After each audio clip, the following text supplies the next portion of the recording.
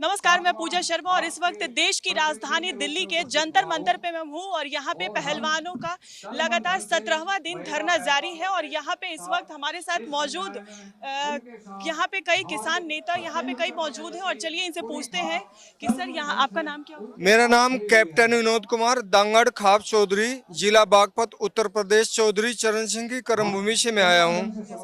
Sir आप यहाँ पे कितने दिन से धरना प्रदर्शन कर रहे हैं?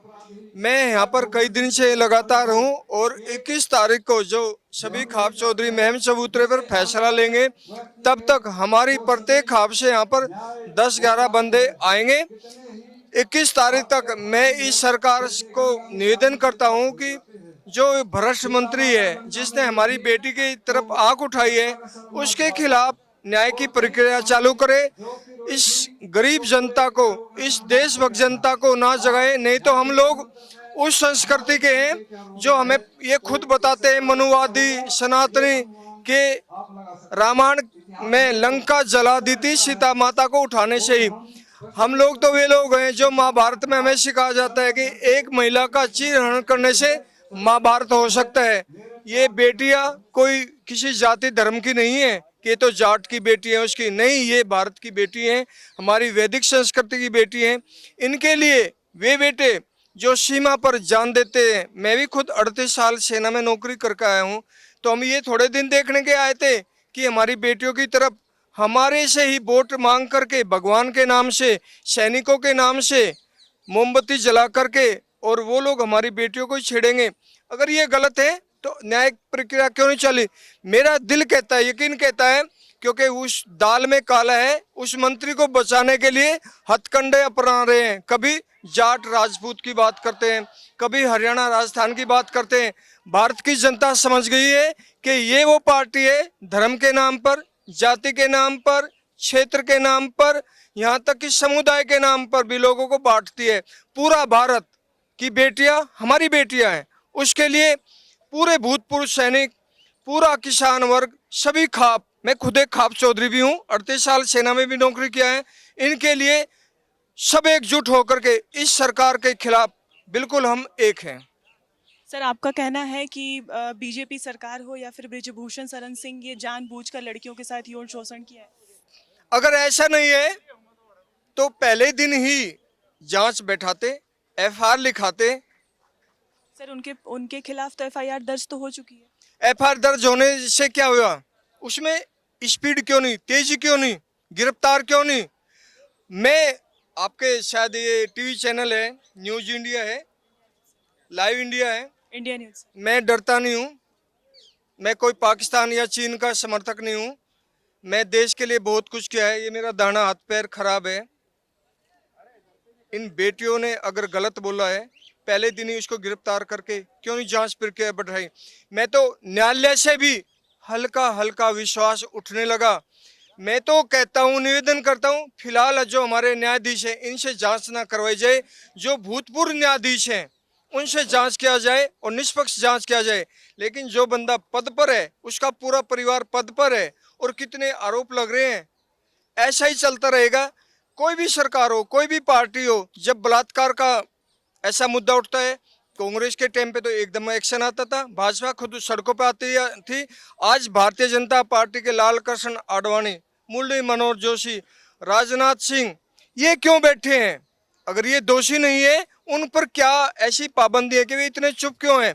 ये दोषी है, ये बाहुबली है, ये पैसे के बल पर, धन के बल पर भारतीय जनता पार्टी के लोगों को भी डराता है। अरे देश के अंदर इतनी मजबूत सेना है, इतने वफादार हमारे पुलिस के लोग हैं, इनको खुली छूट क्यों नहीं देते अपराधियों के खिलाफ?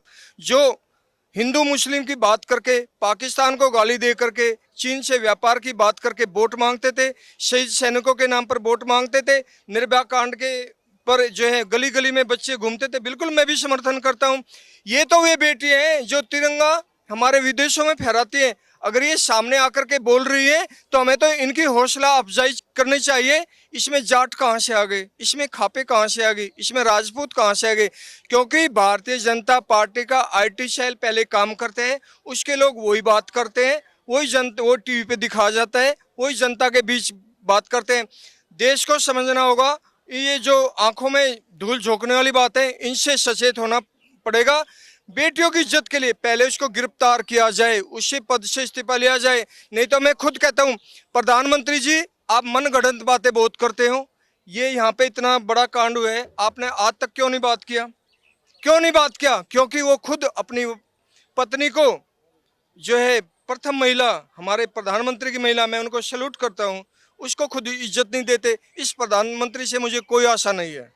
सर इनका कहना है कि प्रधानमंत्री नरेंद्र मोदी लड़कियों की इज्जत नहीं करते और लड़कियों के बारे में नहीं सुनना चाहते, क्योंकि वो अपनी पत्नी के बारे में भी उनको इज्जत नहीं देते। इस पे सर आप क्या कहेंगे? देखिए, मेरा ये कहना है कि ये तो साफ दिखाई दे रहा है आज की जो स्थिति है। प्रधानमंत्री जब ये बेटियां मेडल लाई थी, जब इन्होंने विदेश की धरती के ऊपर देश का झंडा ऊंचा किया था, देश का राष्ट्रगान गाया गया था, कितना बड़ा स्वाभिमान और देश का नाम ऊंचा किया। प्रधानमंत्री ने अपने घर बुलाया, चाय पिलाई और कहता है कि मेरी बेटी है आप। आज ये बेटी रोड पर बैठी हैं और यौन शोषण का मामला, मैं कहता हूं इससे शर्मनाक बात नहीं हो सकती, इससे शर्मनाक विषय नहीं हो सकता। अगर लोकतंत्र में यहाँ संविधान लागू है, कानून का राज कहते हैं, कानून का राज, लेकिन हमें तो लगता नहीं कानून का राज है। अगर कानून का राज होता, संविधान की मान मर्यादा रखी जाती और लोकतंत्र होता, तो पोक्सो एक्ट में की धारा लगी हुई है। 1 मिनट क्या 24 घंटे के अंदर कानून कहता है कि उसकी गिरफ्तारी होनी चाहिए थी। कितना गंभीर विषय है। और ऐसी बेटियां जो देश की शान है, हमारी मर्यादाएं हैं, हमारी इज्जत है, बेटी कोई भी हो, मैं तो कहता हूँ साधारण घर की बेटी हो, लेकिन ये तो देश की शान है, ये तो चुनिंदा हैं।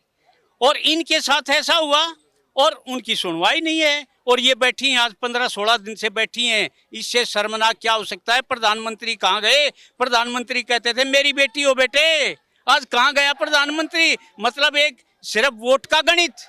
लेकिन प्रधानमंत्री नरेंद्र मोदी तो बेटी बचाओ बेटी पढ़ाओ का आंदोलन भी चला। हाँ बिल्कुल, ये सब झूठी बातें हैं, ये सब नकली बातें हैं, ये केवल ढोंग है, ये केवल वोट हासिल करने के लिए केवल प्रचार है। ये प्रधानमंत्री ने नारे लगाए, उनका कहाँ गया वो नारा? आज हम इस जमीन पे क्या हकीकत क्या देख रहे हैं? आज ये बेटियां पड़ी है ना रोड पर, तो कहाँ है वो नारा? ये सबको दिखाई दे रहा है।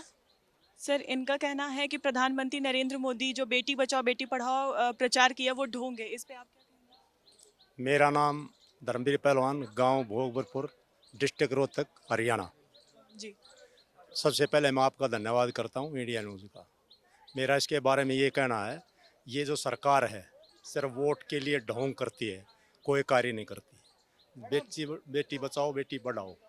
हमारे गृह मंत्री जी भी पीछे चुनाव में करे थे यूपी में, दूरबीन लेकर देख रहे हैं, कोई बाहुबली नजर नहीं आता। एक लड़की 16 साल की कोई सोने से लाद करके रात को 12 बजे भेज दो, कोई छूने वाला नहीं है। आज ये भारत की संविधान का मामला है लड़कियों का। आज ये कितने दिनों से यहाँ रोड पे बैठी हैं। आज कहाँ है हमारा गृह मंत्री? रक्षक ही भक्षक हो गए हैं। ऐसे शोषण होता है। राजा ऐसा नहीं होना चाहिए। ये श्री रामचंद्र जी के गाने गाते हैं। रामचंद्र जी का चरित्र देखो ना, वो राजा हुए थे, वो किस प्रकार से राज करते थे। देश का राजा बुद्धिमान, बलवान और चरित्रवान होना चाहिए। ये चरित्रवान राजा हैं। आज हमारी बेटियों को रोड पर बैठ करके। सर आप इस पे मतलब प्रधानमंत्री नरेंद्र मोदी चरित्रवान इंसान है, आप ये कहना चाहते हैं? नहीं है, कहाँ से है? वो अपने घर को नहीं संभाल पाया, अपनी स्त्री को नहीं पूछता, कैसा चरित्रवान है? अच्छा, चरित्रहीन इंसान है। ये साफ साफ है, इसमें कहने की कोई बात नहीं है। जिसके राजा के नाक के नीचे सांसद बाहुबली लड़कियों का शोषण करता है, हमारे ऊपर कोई धारा लग जाए, हमारे को तुरंत अंदर करते हैं। लेकिन सर ब्रिजभूषण आज क्यों नहीं सांसद को अंदर किया? ब्रिजभूषण शरण मतलब सिंह क्या है? कानून व्यवस्था नहीं है ना। ब्रिजभूषण कानून दो तरह का है ना। कानून दमंग के लिए कानून नहीं है, गरीब के लिए कानून है। कानून सबके लिए बराबर होना चाहिए। मेरा ब्रिजभूषण शरण सिंह का ये कहना है कि उनके ऊपर एफआईआर दर्ज तो हो चुकी है, लेकिन जिन लड़कियों के साथ उन्होंने यौन शोषण किया है, बस वो ये चाहते हैं कि मुझे वो एक अपनी प्रूफ दिखा दें। हमारी लड़कियों का ये भी कहना है, 12 और 14 में भी दरखास्त दी थी जो फाड़ दी गई थी। ये सिर्फ आज वो खुले सरेआम घूम रहा है, वो छिपा हुआ नहीं है। जब फास्को एक्ट लगा दिया और उसके खिलाफ लड़कियां हैं, उनके 164 के बयान भी नहीं हुए अब तक। क्यों नहीं हुए हैं? छोटा सा प्रूफ दिखाने में क्या दिक्कत है, वो तो दिखा देनी चाहिए। लड़कियां, इससे बड़ा क्या प्रूफ होगा?